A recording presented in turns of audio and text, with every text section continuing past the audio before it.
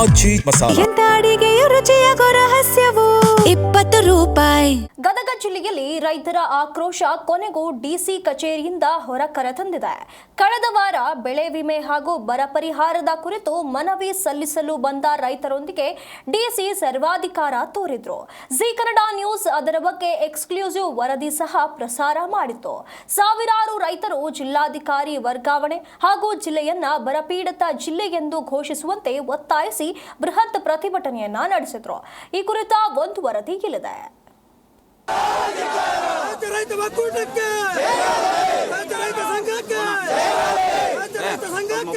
ಭೀಕರ ಬರಕ್ಕೆ ಬಹುತೇಕ ಉತ್ತರ ಕರ್ನಾಟಕ ತತ್ತರಿಸಿದೆ.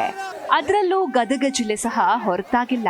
ಆದ್ರೆ ಬರದ ಬವಣೆಯನ್ನ ಜಿಲ್ಲಾಧಿಕಾರಿ ಎದುರು ಹಂಚಿಕೊಳ್ಳಲು ಹೋದ ಅನ್ನದಾತರಿಗೆ ಡಿಸಿ ಸರ್ವಾಧಿಕಾರಿಯಂತೆ ದರ್ಪ ತೋರಿದ್ರು.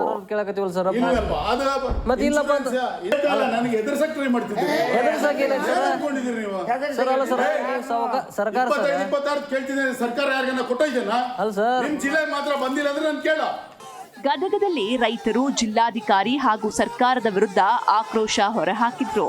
ನಗರದ ಚೆನ್ನಮ್ಮ ವೃತ್ತದಿಂದ ಜಿಲ್ಲಾಧಿಕಾರಿ ಕಚೇರಿವರೆಗೆ ಬೃಹತ್ ರ್ಯಾಲಿ ನಡೆಸಿದ ರೈತರು ಜಿಲ್ಲೆಯ ಎಲ್ಲಾ 7 ತಾಲೂಕುಗಳನ್ನ ಬರಪೀಡಿತ ಪ್ರದೇಶ ಎಂದು ಘೋಷಿಸುವಂತೆ ಒತ್ತಾಯಿಸಿದ್ರು.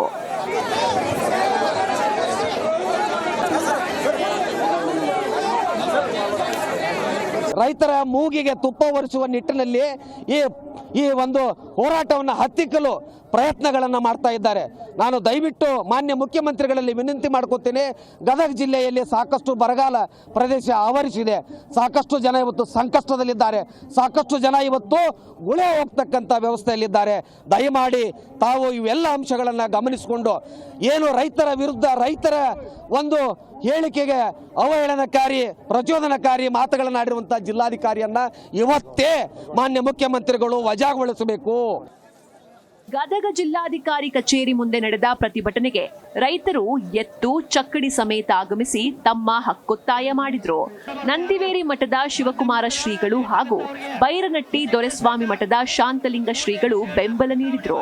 ಕೊನೆಗೂ ಜಿಲ್ಲಾಧಿಕಾರಿ ಸಿಎನ್ ಶ್ರೀಧರ್ ಪ್ರತಿಭಟನಾ ಸ್ಥಳಕ್ಕೆ ಆಗಮಿಸಿದ್ರು.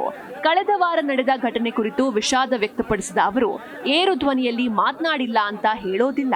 ಸರ್ಕಾರದಿಂದ ಬರ ಘೋಷಣೆ ಬಂದ್ರೆ ನಮ್ಮ ಜಿಲ್ಲೆಗೂ ಸಿಗುವಂತೆ ನಾನು ನಿಮ್ಮ ಪರವಾಗಿ ಪ್ರಯತ್ನಿಸ್ತೇನೆ ಅಂದ್ರು.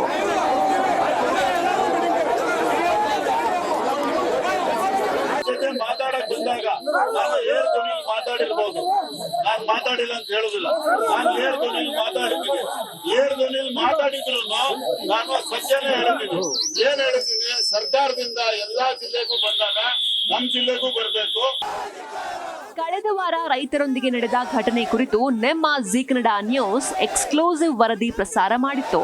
ಆ ವರದಿಯ ಬಳಿಕ ರೈತರ ಆಕ್ರೋಶ ಮತ್ತಷ್ಟು ತೀವ್ರಗೊಂಡು ಸಾವಿರಾರು ರೈತರು ಬೀದಿಗಿಳಿದು ಪ್ರತಿಭಟನೆ ನಡೆಸಿದ್ರು. ಗದಗ ಜಿಲ್ಲೆಯ ಜಿಲ್ಲಾಧಿಕಾರಿ ನಡೆ ರಾಜ್ಯದ ಗಮನ ಸೆಳೆಯುವಲ್ಲಿ ನಮ್ಮ ಜಿ ಕನ್ನಡ ನ್ಯೂಸ್ ಸಹಕಾರಿಯಾಗಿದೆ.